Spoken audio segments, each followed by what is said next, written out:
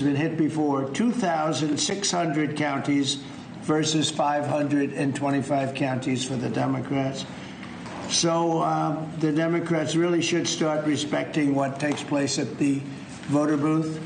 In many cases, it's not a voter booth because they have mail-in voting, which is a very corrupt situation. But despite that, we won in a landslide. And we have to remember, when you win the election, elections have consequences. So we'll continue to talk to the Democrats, but I think you could very well end up with a closed country for a period of time. And we'll take care of the military, we'll take care of Social Security, we'll take care of the things that we have to take care of. A lot of the things that Democrats fight for, which in many cases aren't very good things, will not be able to be paid. So we'll watch and see how they do with that. They'll have to handle their constituents pretty carefully. So we're proud to announce that we won the House. We did fine in the Senate, but we need 60 votes. So we have 53 senators, and we need 60 votes. That means the Democrats have to vote in the Senate. And I don't think they will be voting. Now, what we are doing, we're really here today to talk about something else, which is the gold card, which is going to bring a lot of money into our country, which is going to reduce taxes and lots of other good things. But we'll save that for a little bit later. Why don't we do this first, and then we'll talk about the gold card, okay? Any questions, Jeff? Your call with President Xi. Your call this morning with President Xi. It was great. I had a great call with President Xi, and as you know, he approved the TikTok deal, and we're in the process. We have some great investors, some of the biggest in the world, American investors, great people, and we look forward to getting that deal closed. Is it fully approved? The Chinese statements didn't necessarily. Well, I think so. I mean, when you say fully approved, I don't know what that means. We have to get it signed. I guess there could be a formality. I found his word to be very good. President Xi and I had a long talk. We talked for almost 2 hours, and started at 8 o'clock in the morning. And I think it was a very good talk. We talked about trade. We talked about war. We talked about a lot of things. We talked about Russia, Ukraine, obviously, and Gaza. We talked about a lot of subjects. It was a long call. It was a good call. We have a very good relationship. But the TikTok deal is well on its way, as you know, and the investors are getting ready. And I think China wanted to see it stay open, too. They wanted to see it. And I can tell you the young people in our country wanted to see it stay open very badly because, and if you take a look at my numbers, no Republican has ever done anything like we did. We got massive numbers of youth vote. And by the way, helped very much by Charlie Kirk. So Charlie was very much in favor of TikTok. He liked TikTok. And he said, you know, you should use it. And other people said that too, and I used it, and I don't know if I have I think I set records. I looked at numbers that are phenomenal. We'll pass them out to you. And it had probably a pretty big effect on the election because we won the election by a lot. So we are at a situation where in a little while, meaning a number of days, we'll probably, I don't know if you can make a deal with these people. I think these people are crazy. You know, again, anybody wants open borders and don't want to fight. They don't want to fight crime. They hate to fight crime. And in Chicago, last weekend, you had 11 people killed, murdered, and you had 28 shot. And those numbers have been pretty consistent all throughout a period of time, whether it was 4 people, 5 people, 6 people, 11 people, 12 people killed, murdered. And they don't want to spend money to fight crime. And it's not even much money, relatively speaking. It's very little. But we're going there anyway. It doesn't make any difference. We're going to Chicago. We're going to Memphis next. And we're going to clean up the crime in the cities because we have to do that. Okay? Mr. President, with this deal today, are you confident that the CCP won't be exerting control? Yeah, we're going to have a very tight control. And look, it's an amazing thing that's been tremendous value with TikTok. And I'm a little prejudiced because I frankly did so well on it. It got me numbers that nobody's ever even heard of before. So a lot of people want it. The young people of this country want it badly. The parents of those young people want it badly. And so we were able to work out a deal with China.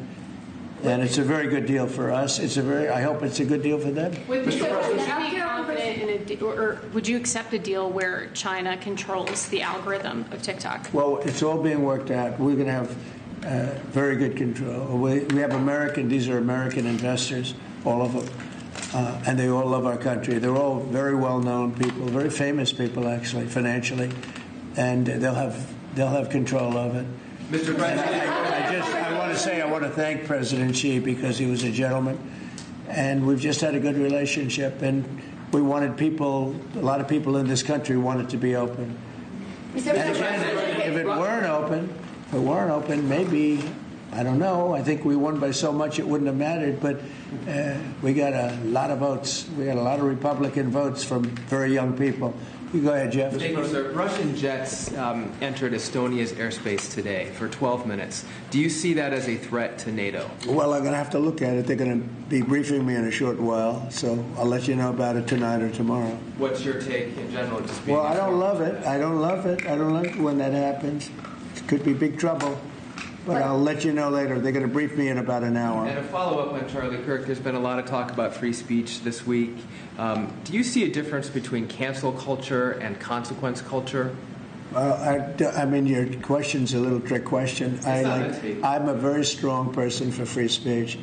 At the same time, when you have networks where I won an election, like in counties, I guess it's 2,600 to 525. That's called a landslide times 2. When you have that level of popularity or voter support, as I did in the last election, and yet 97 and 94%, different numbers. You see different numbers with different stats, but 997, 94, 95, 96% of the people are against me in the sense of the newscasts are against me.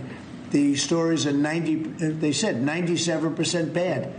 So they gave me 97. They'll take a great story and they'll make it bad. See, I think that's really illegal, personally. You can't have a free airwaves. You're getting free airwaves from the United States government, and you can't have that and say, and somebody that just won an election, and I had to go through this during the election. I think it's a miracle that I can win when 97% of the stories on the networks are bad, or whatever it may be, whether it's 89, it doesn't matter. It's a tremendous number. You know it, you report it all the time, and it changes. But when you have that kind of a negative reporting, fake negative reporting, when they take a great story and they make it into a bad story constantly, that's what they do. Look, 60 Minutes took Kamala's answer, and they threw it out and they gave her a different answer so that she sounded competent. When things like that happen, George Slopadopoulos from your network, right? George Slopadopoulos had to pay $16 million to me because of what he said. And that's ABC. You had to pay more than that. Your network had to pay more than that. So I think it's very sad. But I think that reporting has to be at least accurate to an extent. Again, when somebody is given 97% of the stories are bad about a person, that's no longer free speech. That's no longer, that's just cheating. And they cheat. And they become really members of the Democrat National Committee. That's what they are, the networks, in my opinion. They're just offshoots of the Democrat National Committee. Mr. President, thank you. Liam Cosgrove with Zero Hedge. People are still anticipating who your pick for National Security Advisor will be. They're worried Marco Rubio is a little overworked. And one of the reported frontrunners is Michael Anton from the State Department. He's just authored the National Security Strategy. Also in the mix is Mike Flynn and Steve Witkoff. Can you give us an indication of who? Well, they're all good. No, we'll make a decision soon. Okay. But we're doing very well. You know, I settled 7 wars, more than that, I think. But actually, we settled 7 wars. I have, we're working on Gaza, a tough one, but we'll get it done somehow. And we're also working with Russia and Ukraine. They hate each other so much you wouldn't believe it. President Putin and President Zelensky, they hate each other to a level that you wouldn't believe. So I'm having a little bit of a problem with that. And are you considering Stephen Moran for Fed chair? I hadn't thought of it too much. He's doing a great job. Just got approved. His vote was a very good one. The Fed should have done more. Too late. Powell is terrible. He's a terrible chair. I think it's just terrible. But despite that, we're powering through it. We have another record stock market today. We're very, very high levels, and we're at the highest levels. So we're setting records. Many, many days during my administration, we've set records, and we'll see what happens with 50,000. 50,000 is a pretty big number. Never come close. We're not so far away from it. So that's because they see what's happening. Not so much what's happening exactly right now, but they see all the plants that are being built. They see the kind of investment that's going to be made. When you take $17 trillion, so Biden had $250 billion, okay? Or putting a simpler way, they had much less than $1 trillion, but they had less than $1 trillion for 4 years. I have $17 trillion for 8 months. Nobody's ever seen anything like it. And I think they're looking at that and they're saying when those plants open, right now they're being built, a lot of them, and some are starting over the next year.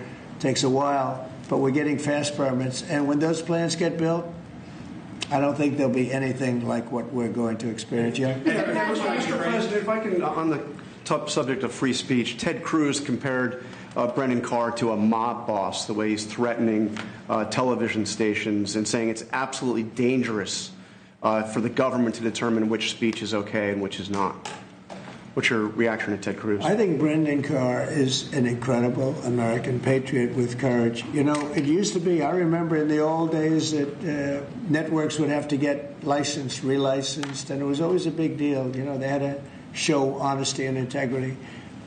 When you have a network, again, I'll use the same numbers, whether it's 90 or 94 or 97, all different numbers, but when you have networks that give somebody 97% bad publicity or 94% bad publicity, I think that's dishonesty. And they're getting free airwaves, right? You know that, right? You get them for nothing. These airwaves, they make millions and millions of dollars. The news makes millions of dollars. ABC, your network. Your network wrote very badly about me, and they had to pay me $16 million. So do you think you have a right, or that Brendan Carr has a right to take away the license? I think Brendan Carr is a courageous person. I think Brendan Carr doesn't like to see the airwaves be used illegally and incorrectly and purposely horribly. Doesn't like to see a person that won the election in a landslide get 97% bad publicity before the election. It's amazing that I won the election with that, but here's what happened. The people have given your networks no credibility. They don't give them any credibility, John. If they did, they wouldn't vote for me. They wouldn't have voted for me. When you look at, you could also say the liberal media, the liberal left, when you look at these stories and papers, but we're not talking about that. We're talking about, I assume you're talking mostly about the networks, but they have a licensing procedure, and you can read it as well. They have to show honesty and integrity. And when they take a good, well, I think the people decide. That's why I'm president. When they take a great success, like you often do, and you make it into like it's a loser, or you put a negative spin on it, I don't think that's right. So I think Brendan Carr is a great American patriot. So I disagree with Ted Cruz on that. Mr. President. UN next week? You're going to the UN? I'll be at the UN. I'll be making a speech, yes. And are you meeting any other world leaders? Many of them. Who are you meeting, Mr. President? Well, I'm meeting Syria, them. They're being Zelensky. set up. What is your goal from attending that meeting? What do you hope to get out of it? World peace. Nobody's done a better job than I've done on world peace. Nobody's settled so many wars as I have. I've been here probably a little bit more than 8 months, and I've settled 7, and that doesn't include the destruction of a vast potential nuclear disaster in Iran, which we wiped out totally. As I say, obliterated. We obliterated it. It's been turned right with this beautiful plane right here. We just ordered some more of them, by the way. the B-2 bomber. Just ordered some more, the more updated version. Not that we needed that. We just need the plane because it was so flawless. These pilots flew 37 hours flawlessly. Not an engine problem, not a screw, not a bolt came loose. It was an amazing. Compare that to many years ago, Jimmy Carter, same country, with the helicopters and the problems and the prisoners and the hostages. And what a mess. No, these planes flew 37 hours without a stop. They fueled up. We had 52 tankers fueling the planes along the way. It was an incredible. And every single bomb hit its mark. And then we fired 30 of them from a submarine. What a job that was. And I don't even include that. But that stopped a war. That stopped maybe a catastrophic war. Mr. President. So I think that nobody has ever done anywhere near that. Now, on top of that, we're working very hard to get Russia-Ukraine settled. We'll see what's going to happen there. I hope we're going to get it done. President Xi and I spoke to him about it, and I believe that he really would like to see it done also, and I think he's going to work with us to help. What was your Mr. President, on the UN. What was your message to President Xi on the war in Ukraine? What are you asking? Well, it's the same as his message to me. He would like to see it done. He would like to see it. I believe he would like to see it ended, yes. I do believe. Mr. President, these two wars that you were talking about, Gaza and Ukraine, are escalating at the same time. You're going to take the stage at the UN, back at the stage after these years. Do you plan to setting any kind of red lines for these two countries? And you said before you were frustrated with Putin. Yeah. Are you also frustrated with Netanyahu? We have a long time to go before I get up and speak at the UN, because every day is a long time when it comes to Gaza, when it comes to Israel and the Middle East. So we have a long time to go, but you know a lot of my opinions, and remember this, you can't forget October 7th either. People are forgetting October 7th. They forget it too quickly. That was one of the worst days in world history. It was the most evil attack that I think you could really say babies were involved, little babies were involved, and having their heads chopped off and all of the things that took place. You can't forget that. I don't forget that. A lot of people do, but I don't. Yeah, please. But how about when, just one more, Mr. President. What goes into retaking Bagram? Does that require boots on the ground? We'll see what happens with Bagram. We're talking to Afghanistan. It should have never been given up. It was the most embarrassing day in the history of our country. There was no reason to give it up. I was leaving Afghanistan. I was leaving. I was the one that got it down to 5,000 soldiers, but we were going to keep Bagram, the air base. I said it yesterday, and we had an incredible trip, as you know, to UK, and I said it during the press conference. It's one of the most powerful runways ever built in terms of weight, length, and load, what it could take, and we just gave it up for nothing. We gave it up for nothing. There was no reason to give it up. We weren't going to leave Bagram. Joe Biden didn't know what he was doing. We had a man that didn't know what he was doing. We had a man, by the way, that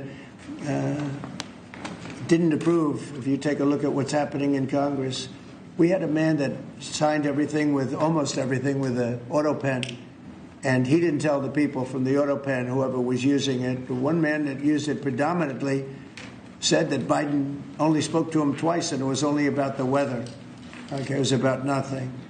So those pardons that he gave are illegal. He gave illegal pardons, and that includes the congressman that destroyed and deleted all the information from J6. They deleted everything because it turned out that they were wrong. It turned out that I offered 10,000 National Guard or soldiers, whatever they wanted, and you wouldn't have had a problem. And they turned it down. Nancy Pelosi turned it down, and the mayor of Washington, D.C. turned it down. They deleted everything, and they destroyed it, illegally destroyed it. And Biden gave them a pardon. And Biden gave a lot of other people pardons that, frankly, would be in jail if it wasn't for those pardons. But those pardons now are illegal, according to just about everyone. What was you having on Letitia James, are you disappointed that the U.S. Attorney for the Eastern District of Virginia has not prosecuted Letitia James? Do you intend to fire him? Well, we're going to see what happens. I am not following it very closely. It looks to me like she's very guilty of something, but I really don't know. I know that the U.S. Attorney from the Eastern District, or from that district in Virginia, that he was approved by two Democrat senators who, in my opinion, are among the worst. And when I learned that 2 senators, Democrats, because as you know, it's very hard with the blue slip, it's very hard for a Republican to get somebody approved if you have 1 senator that's a Democrat because of an old custom. It's not a law, it's a custom. It's a ridiculous custom. But if you have a Democrat senator, you have to get that senator approved. Well, in this case, we had 2.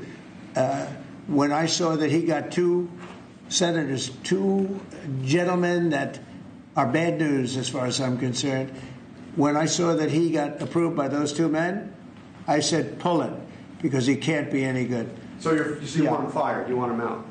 Yeah, I want him out, yeah. When I learned that he was blue-slipped through by 2 Democrat senators in Virginia, people that would never vote for it, the people that haven't voted for us for probably years, probably years. In my opinion, 2 bad guys. You know, they are Warner and Kane, 2 bad guys, bad senators, too. They do a terrible job for the people of Virginia. But when I saw that he got approved by these 2 terrible people that haven't voted, they just don't vote, no matter what it is, we could give them the greatest deal ever, and they still wouldn't vote.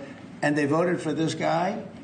And I have other people, judges, and I have U.S. attorneys from other states where I have the same situation, and they can't get approved. So when I learned that they voted for him, I said, I don't really want him. Okay.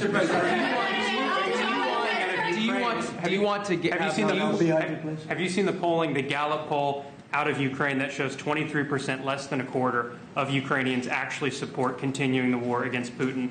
We saw the European leaders come here and try to say the world is united for the war effort, but Ukrainians have war fatigue themselves. Have you seen the polling and your thoughts on it? I don't blame them. It's a war that never should have started. It's a war that never would have happened. If I were president, that war never would have happened, ever.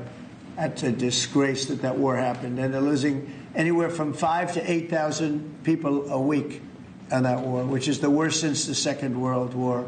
That's a war that should have never happened. And if you consider, would have never happened. And it didn't happen for 4 years. When I was here, it didn't happen. Go ahead. Have you considered cutting funding, even promises made by the Biden administration? Well, we're not spending any money on the war. You know, we're being paid for everything we said. Unlike Biden, he gave them $350 billion. And it was shocking. We're not spending any money on the war. The war is being funded by NATO. NATO is buying our equipment. In fact, I don't want to make money on that war. I don't want to, but we are actually making money on that war because they're buying our equipment, as you know. But NATO, as you know, very important, is funding the entire thing. They're paying for the missiles, for the tanks. They're paying for anything that's sent over there. It goes to NATO, and then NATO does what they want with it. In this case, I guess they give it to Ukraine. It's a very sad war. It's a war that never should have happened. Mr. President. Going back to TikTok, could you tell me, is the U.S. government going to take a board seat in the company, and will the U.S. government get a board seat within the company? Well, we're going to announce that. Are you talking about TikTok? Yes, yeah, TikTok. We're going to announce it. But it's a great deal for our country. It's a great deal for all of the young people in the country that wanted it, and people generally. I was happy with it. Look, I wasn't a fan of TikTok, and then I got to use it, and I became a fan, and it helped me win the election in a landslide. So I think that it's a deal that's going to be great. And it's also controlled by very powerful and very substantial American people. By the way, all American people. Mr. President. Mr. President, a question from Newsmax. Last year, before you took office, there was an estimated 6.8 million men not actively seeking work of prime working age. So if you and Secretary Lutnick could talk about the efforts your administration is taking to help our American gentlemen get back to work. Yeah, well, what we're doing is they're building plants all over the United States, and frankly, because of tariffs, we're taking in trillions of dollars. And countries that have ripped us off for years, and everyone knows this, countries that have ripped us off for years, like nobody's ever been ripped off before, they're now having to pay up. They're paying a lot of money to America, and we're reducing taxes with that money, and we're doing things that we were never able to do before. So it's you're going to have a lot of jobs. The jobs are being created right now, and the tariffs are protecting our country. And we used, tariffs were used against us but we didn't use them against others. But we're really better at it than anybody else. And we will have taken in trillions of dollars. Nobody has ever seen anything. Even people that were against the tariffs, now they see the way they're working. And by the way, with no inflation, with no problem, we're just building up cash, and we're using that cash to reduce taxes, reduce debt, and other things. It's a great thing to watch. And your honest reporters are saying they've never seen anything like what's happening. Our country is becoming very rich again only because of tariffs. If we didn't have it, if I didn't get elected, this country it was a dead country. Look, we were a dead country a year ago, and now we're the most successful, most vibrant country anywhere in the world. Healthcare. Good to see you. You were good on television. Thank you, sir. I tried. Tonight, in a few minutes, Steve Bannon will appear on my show. Good. He floats the idea that you should dual hat Secretary of Treasury Scott Bessent, not only as Treasury Secretary, but as interim Fed chair. Would you be willing to entertain that? In other words, you like Scott. Yes, sir, very much. So do I. And I like Steve, too. Yeah. Would you like to see that, him dual Well, hatted it's as certainly Fed an chair? interest. Dual hat. We could save a little bit of salary. I think I could maybe make a deal where we just give him one salary. You know, I have a couple of them. I don't think you need. I have Marco. No, I don't think so. And we have Marco's got about 3 positions, right? He's doing great also. No, I don't think that's going to be necessary. Actually, I went to Scott and I talked to him about that position, and he loves what he's doing right now. So, you know, he's not in the mix because he loves being Secretary of the Treasury. Quick follow-up. Today is the first day of early voting in the Commonwealth of Virginia. Are you planning on campaigning for Winsome Sears, John Reed, or Jason Mayaris? Well, I'm going to have to look at some of them. As you know, it's sort of a semi-local election. I've been watching it. I've been seeing the ads. I would appreciate it as a Virginia voter. Who do you like of the group? Who do you like? The whole ticket, sir. All of them? You like them? All right. Yes, sir. Well, I'll take a very strong look. Appreciate that. For you, I'm going to look. Secretary Kennedy's panel on vaccine changed its broad recommendations on COVID-19 vaccines today. Are you comfortable with that change, or would you like to see Americans take the vaccines that were developed under your tenure? Yeah.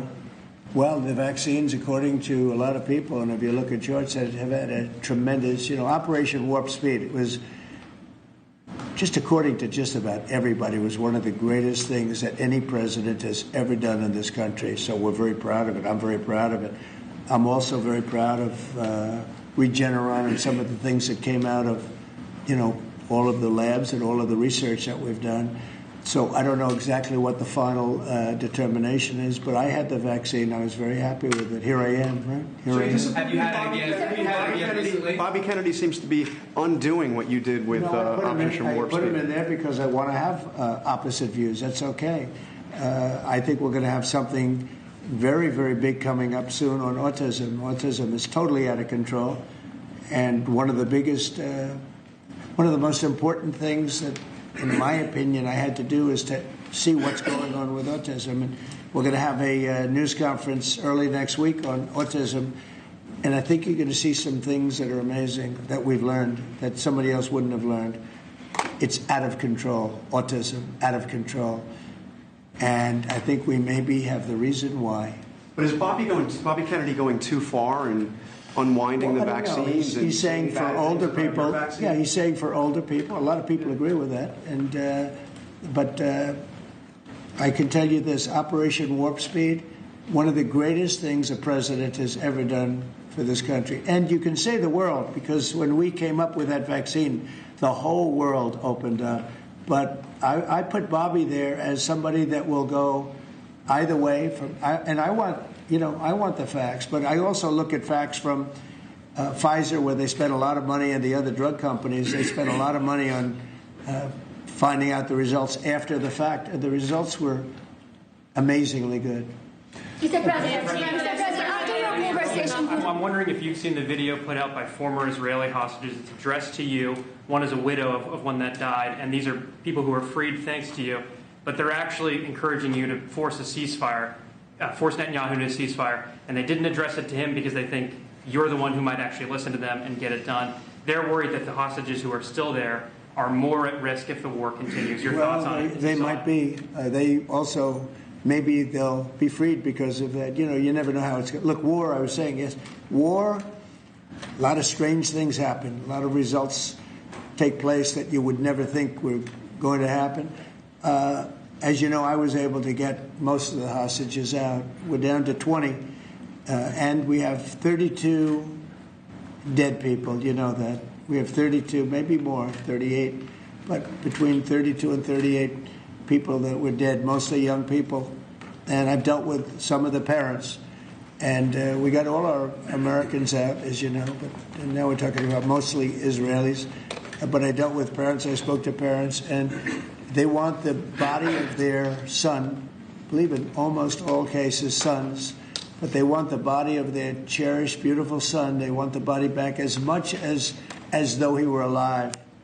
It's so sad to see. But I've dealt with the mothers and fathers. Please, sir, please, the body of my son. They know he's dead, and they just want him back. They want him back as much as though he's alive. I mean, it's very terrible, and you know we have very close to 40 bodies that are included in the whole thing. But we have 20, probably 20 that are living. It might be a little bit less because a couple of things. Look, young people don't die, okay? They just don't die. And they can take a lot, but a lot of people died in these horrible tunnels. They're mostly in the tunnels. I know a lot about it. I got them out. But I always said the last 20, when you get down to the last 10 or 20, it's going to be very tough. It's a nasty situation. You can't forget October 7th. But it's a nasty situation, terrible. Mr. President, on Gaza, the UN concluded this week that Israel committed genocide in Gaza. What are your thoughts on that? Well, I haven't seen that. I'm looking at it. But did anybody commit genocide on October 7th? What do you think about that? That was genocide at the highest level. That was murder, genocide. You can call it whatever you want. But little babies were chopped in half. And in Gaza, arms were cut off people, heads were cut off people. That's genocide. That's genocide also, I guess. Right? What do you think when Mr. President, a question on your Memphis deployment. Getting a fee from that deal. What is that fee Well, going to be? it hasn't been fully negotiated, but we'll get something from the standpoint that we worked hard. We put up a lot. We spent a lot of money on letting this come and letting this. It's a very, very big deal. It's a very powerful deal. And the United States really, I see it. I mean, people were saying, save TikTok, save TikTok. So many people. It's a big thing. And, you know, China can be very proud that they were able to get that started. And so I very much appreciate President Xi's working with us on that. Very much. Antifa, what comes next after designating Antifa a terrorist organization? We're going to designate too, but we're going to look at the people that funded Antifa, see who they are, where they came from, and why they did. Have you seen Portland at all? If you take a look what's happening in Portland, it's this has been going on for years. It's just people out of control. They're crazy. We're going to stop that very soon. We have to get rid of a couple of other problems first. We're going to get rid of the problems in Memphis where you can't even walk a block without getting shot. We're going to get rid of the problems in Chicago. Chicago's a great city, and we have to save it. We have to save it. I told you I had the head of the Union Pacific Railroad in my office, and I said, so what do you think? You go to every city. You have railroads in you are the biggest railroad, beautiful railroad. He's a great guy. I said, what do you think? He said, sir, save Chicago. Don't let it go down. Save it. The way he said it was so meaningful to me. It was like terrible. In a way, it was terrible. Save Chicago. Who would ever think that we'd be sitting here talking about saving Chicago? Chicago's a great city. They have a terrible mayor. Terrible. He's at like 5% approval rating. He's an incompetent person.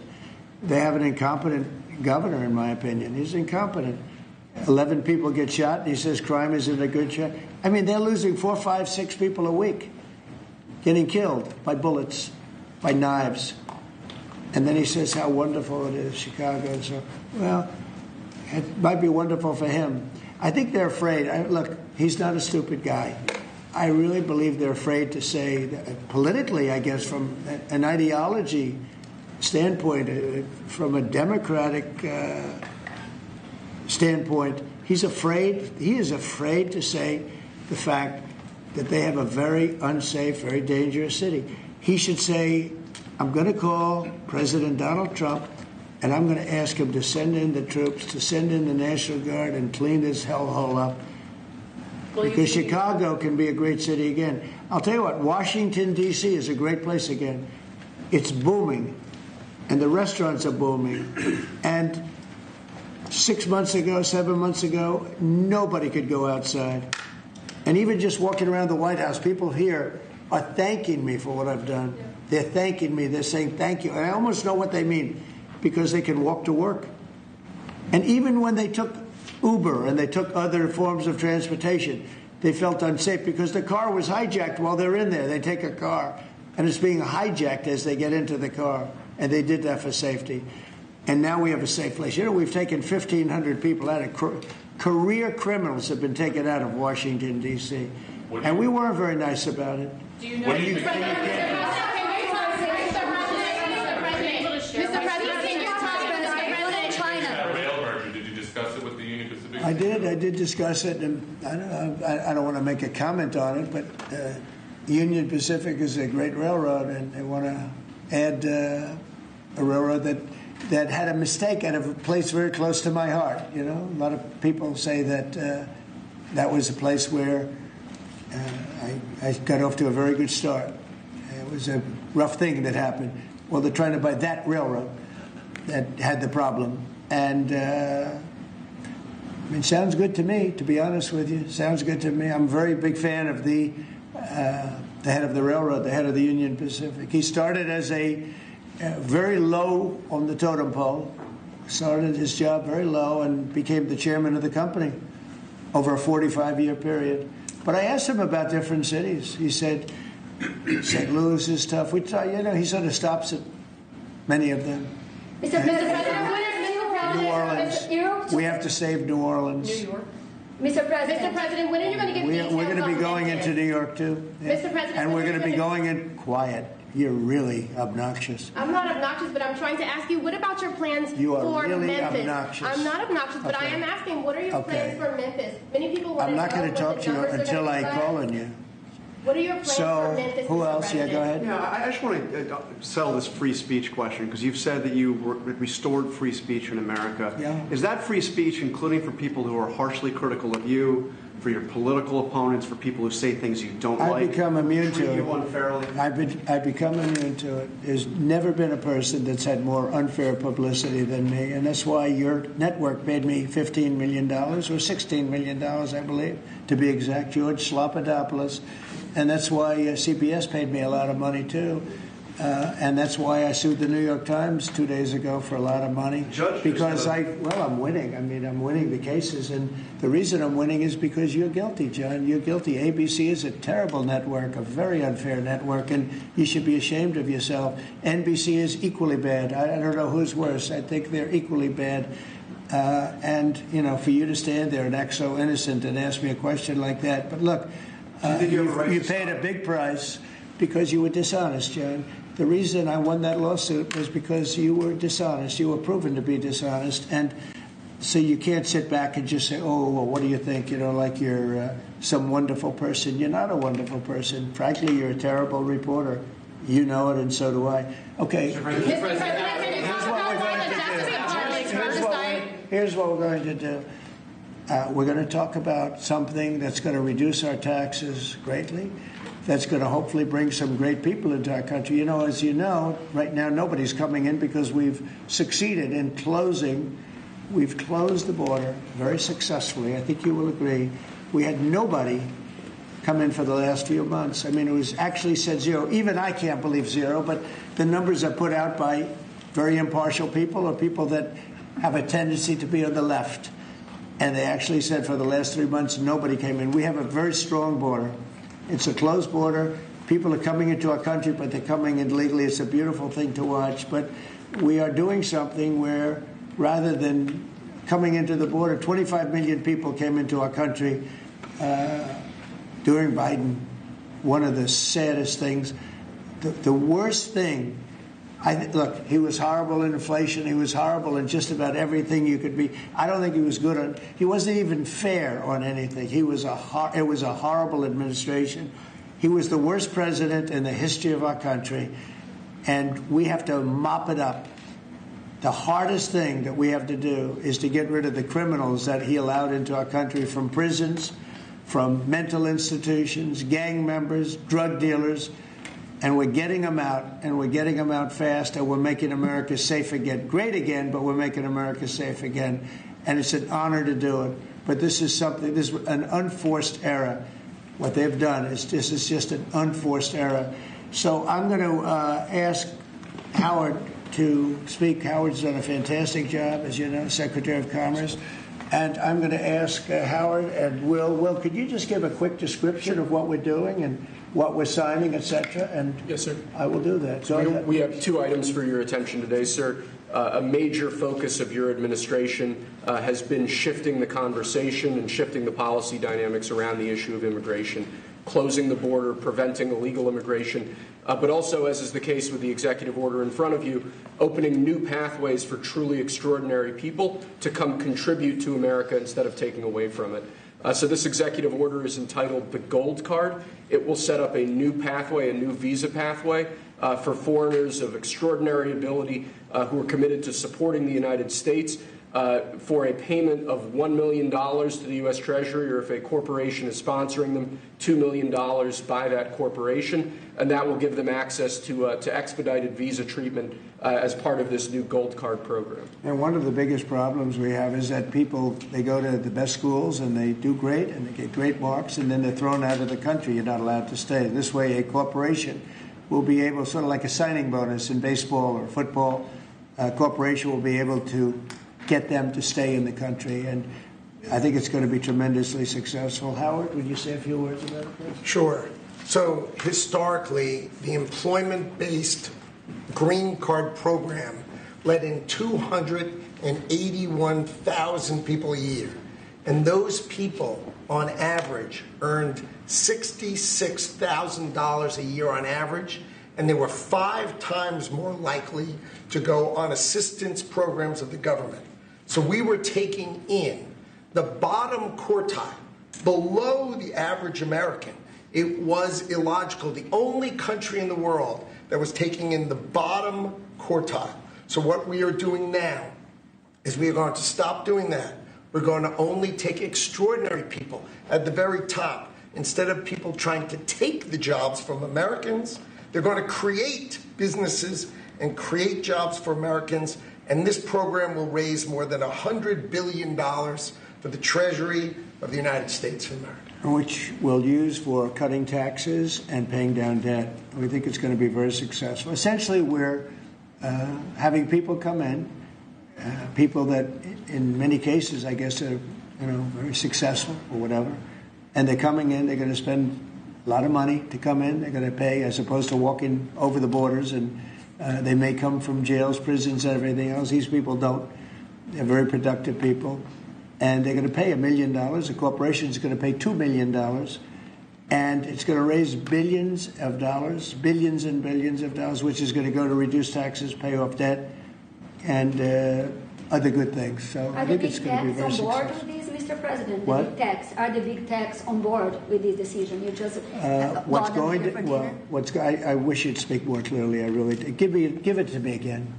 Are the big techs, the CEOs, on board with this decision? Big tech? Big tech. Did you talk to them about this? Yeah, big tech. Yeah, it's big tech. It's every company. It's big tech. It's big tech. It's big everything. Okay. It's a company. I said it's not a tech company. It's tech companies and everything else. Yeah. It's companies having a hard time getting people to be able to stay in the country. It's very difficult. Now, if you want to walk through the border, you can have no problem. People say, well, the best way to come in is walk right through the border. But they can't do that anymore because under our administration, the border is totally closed. You can only come in if you come in legally, and that's the way it's been, and that's the way it should be. And we're taking a lot of people out of the country that are here from prisons, from jails, from mental institutions and even insane asylums, people that are crazy. We're taking them out of the country. We're getting them out of the country because you can't have a country like that. And I tell you, Christie and Tom Holman and all of the people that have worked so hard on this, they've done an unbelievable job. And I think we're getting great marks for it. People feel safe. Washington, D.C. is just the beginning. We brought the numbers down in Chicago a little bit by having the FBI in there for the last 5 months. We brought the numbers down in Memphis a little bit, but now we're going for the big one. Now we're going to go for the big one. But we set ourselves up very well in Chicago, Memphis, New Orleans a little bit, going in early just to see what was happening. We study it. We're studying the site. It's sort of like war. I mean, I hate to tell you, it's like war. Some of these people are really bad. They're really, really sick people. They're dangerous people. They're killers. They're murderers, drug dealers, and can't have it. You can't have a country like that. It's so beautiful to see at Washington, D.C., that people are walking down the middle of the street and they're going to restaurants, and you are too. And half of you were mugged. I mean, I don't know if she's here now. I don't see her, but, some people were badly mugged that were reporters. 2 of the people right standing in the back of the room were mugged. And not going to have that anymore. And if you look at the crime stats in Washington, D.C., you have a safe place again. They were afraid to go to a restaurant because the restaurant would be held up while they're having dinner. And so they'd be mugged going there, and assuming they escaped the mugging, they go to the restaurant and then they're held up. This is how bad it's been. To follow up on the visa question, I think this may be the next thing that you're signing, but for the H-1B visa action that you're doing it's today, going to be next. We'll talk about that. You're very close to the technology CEOs. Are they concerned about that? I think they're going to be very happy. Everyone's going to be happy. And we're going to be able to keep people in our country that are going to be very productive people. And in many cases, these companies are going to pay a lot of money for that. And they're very happy about it. Okay, we'll talk about that next, Sarah. Okay.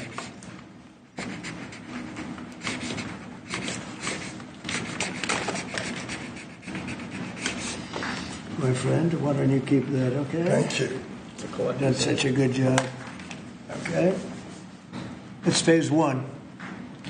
John, are you happy? Pitch. Okay, let's go. Thank you, Mr. President. One of the most abused visa systems in our current immigration system has been the H-1B non-immigrant visa program. This is supposed to allow highly skilled laborers who work in fields that Americans don't work in to come into the United States of America. What this proclamation will do is raise the fee that companies pay to sponsor H-1B applicants to $100,000. This will ensure that the people they're bringing in are actually very highly skilled and that they're not replaceable by American workers. So it'll protect American workers, but ensure that companies have a pathway to hire truly extraordinary people and bring them to the United States to work. We need workers. We need workers. We need great workers. And this pretty much ensures that that's what's going to happen. I think, Sean, do you agree with that? Well, they're $100,000 per year. So the whole idea is no more will these big tech companies or other big companies train foreign workers. They have to pay the government $100,000, then they have to pay the employee. So it's just not economic. If you're going to train somebody, you're going to train one of the recent graduates from one of the great universities across our land. Train Americans, stop bringing in people to take our jobs. That's the policy here, $100,000 a year for H-1B visas, and all of the big companies are on board. We've spoken to them about the gold card. They love it. They love it. They really love it. They need it. Go ahead, Sean. Mr. President, it seems like there's 2 categories of visa programs. The H-1B that a lot of people believe take American jobs, and then the gold card and programs like EB-5 that add value and jobs to America. Is that sort of how you look at the visa program? Well, ideally, look, if somebody's got the people, they're not going to want to spend $100,000 as an example in the second category. So it's not taking jobs. And we need certain jobs. We need certain skilled jobs that we don't have. But they won't be taking jobs because, ideally the people aren't going to want to. They're not going to investing in America and creating jobs. Right. So that's what I'm asking. They're really investing. It seems like you have 2 categories. One, Secretary Lutnick's, the gold card and EB-5 that create jobs, add investment, and then there's other ones that seem to take, whether it's a J1 and O or an H-1B that take U.S. jobs. Yeah, it's pretty correct. I mean, I would say that's a correct assessment. But the main thing is we're going to have great people coming in, and they're going to be paying. I mean, it's wonderful to say, oh, gee, we took in 25 million people that,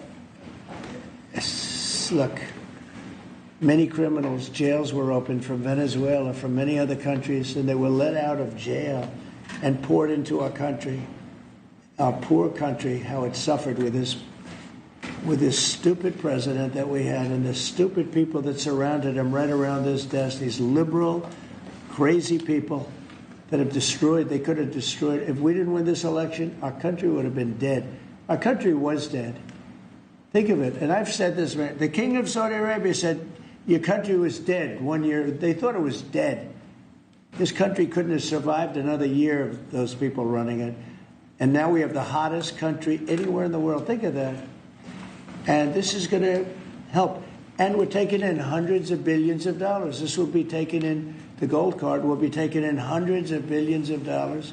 And companies will be able to keep some people that they need. You know, they need people of expertise, great expertise. And I think it's going to be a fantastic thing. And we're going to take that money and we're going to reduce taxes. We're going to reduce debt. We have a very, very strong country. We assuming everything works out great with the lawsuit that we have a lawsuit that's inspired by foreign countries that ripped us off for 25 years. But assuming we win that, we hopefully win it in the Supreme Court of the United States. We have a country that no stopping us. We're rich. We'll be rich. We can take care of poor people. We can take care of our military. We can take care of everything. We can take care of beyond the country. We can help take care of the world. That we don't, it'll just be the same struggle that we've had for years where other countries charged us tariffs and they ripped us off. Our country has been ripped off more than any country in the history of the world. And now we're doing what we have to do. We're taking in billions and billions of dollars at levels that nobody has ever seen, trillions of dollars. And we're using it to reduce debt. We're using it to reduce taxes. The great big beautiful bill is a big tax reduction. It's being paid for by the tariffs, and people are paying a lot less money in taxes. They're being, think of it, no tax on tips, no tax on Social Security, no tax on overtime. It's an unbelievable phenomenon. It really is. It's the golden age. We're making it the golden age. Without the tariffs, it would be impossible. And China, for years, charged us tariffs, and they continue to do it, and so do other countries. Most countries, they charge us. They were ripping. Look, the European Union, as you know, I get along very well with them, but they ripped us off so badly. Nobody's ever seen anything. Now, the European Union is paying us $950 billion, and they're paying us $750 billion to buy our energy, and they're okay with it. They signed the agreement. You know, it's not like anybody forced them to do it. They're okay with us. Tariffs are making our country very rich again, and we'll be able to take care of our debt. We'll be able to take care of our taxes, lower taxes. We'll be able to take care of Medicare, Medicaid, Social Security. We're going to be a rich country again. Without tariffs, we'd be in very big trouble. Do you still want Europe to pay 100% tariffs on China? Excuse me. H-1Bs are sometimes used by people already in the country legally on other visas or student visas. Does this apply to them or to renewals, or does it only apply to people applying for the first time from abroad? Renewals, first times. The company needs to decide, is that person valuable enough to have a $100,000 a year payment to the government, or they should head home and they should go hire an American. The whole idea, it's annual, and it's for total. It can be a total of 6 years. So $100,000 a year, so either the person is very valuable to the company and America, or they're going to depart and the company's going to hire an American, and that's the point of immigration. Hire Americans and make sure the people coming in are the top people. Stop the nonsense of letting people just come into this country on these visas that were given away for free. President is crystal clear. Valuable people, only for America, stop the nonsense. And remember, the country... It's just a fee, right? Yeah. Fee to America. The country would rather not have to pay $100,000, but and they'd rather. How do you do that? You hire Americans. So there's an incentive to hire American. But there may be instances where it's better off doing it through expertise or whatever it may be. But they're both unbelievable, whether it's a gold card or anything else that we talked about today, and that includes talking about freedom of speech, because our country has been decimated by bad people, very bad people, people that love crime. They love crime. Explain it to me. They don't want to have our military go in and save lives. But when you go and ask the people, do you mind having the National Guard come in if it meant safety? They look at the question like, what's wrong? What kind of a stupid question is that? Of course they do. We're going to have a safe country again. We're not going to have people shot, 11 people shot. Think of it. In Chicago, over a period of 6 or 7 weeks, 55 people were murdered. And then you have a governor saying how wonderful it is. It's not wonderful. It's very unsafe. There's not a place in the world. You go outside, you go to Afghanistan, you go to different places all over the world that you hear about. It's 20% of what's happening in places like Chicago. And you think of them as unsafe. Mexico City, it's a tough place, dangerous place. The crime rate is lower. Think of it. What's happening to our country? We're not going to let it happen. And I think I got elected largely for that reason. So we're going to have a safe country again. We're going to have a great country again. We're doing unbelievably. We have the highest stock market in history. We have the most investment we've ever had, ever, as a country coming in. And we're very simple. You know, they said, how'd you get elected? I got elected because I'm going to make America great again. That's what we're doing. We're making America great again. Thank you very much, everybody. Thank you, press. Thank you, press. Thanks, guys. We'll go out the door right there. Thank you. Thanks, guys. Thank you. Let's go. Right out this way. Thank you. Thanks, guys. Let's go. All right, we just heard from President Trump in the Oval Office, where he signed two things: a proclamation imposing a new $100,000 fee for H-1B visa applications. That is a big increase from before. Now, the H-1B visa is a work visa for skilled foreign professionals with expertise in jobs that not enough Americans can or want to fill. And he also signed an executive order launching his new gold card, which will cost $1 million, but gives extraordinary immigrants an expedited path to citizenship. Trump compared it to a signing bonus, which is a tool to help corporations keep their most productive workers here in the country. This is expected to raise $100 billion for the Treasury, according to Scott Bessent. And the president said both of these new programs will raise money, which will help fund tax cuts and pay down the national debt. The president also answered reporter questions. He slammed Democrats who voted against honoring Charlie Kirk. He spoke about the latest on the House passing the stopgap to keep the government funded for now. And the president also addressed crime, saying his administration is going to crack down in Memphis, Tennessee, and then go to Chicago. He talked about his call with China's President Xi Jinping, who approved the TikTok deal. He said it was a great conversation, a great call. Now, the Trump administration is asking the Supreme Court to rule on its policy.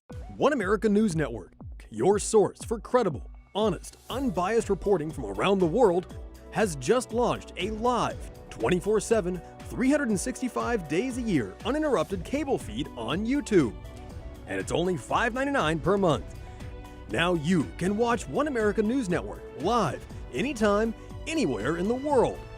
Go to our YouTube page and click here to become a member today. One America News Network, your source for credible, honest, unbiased reporting from around the world, has just launched a live 24/7, 365 days a year uninterrupted cable feed on YouTube. And it's only $5.99 per month. Now you can watch One America News Network live, anytime, anywhere in the world. Go to our YouTube page and click here to become a member today. One America News Network, your source for credible, honest, unbiased reporting from around the world, has just launched a live 24/7, 365 days a year uninterrupted cable feed on YouTube. And it's only $5.99 per month. Now you can watch One America News Network live, anytime, anywhere in the world. Go to our YouTube page and click here to become a member today.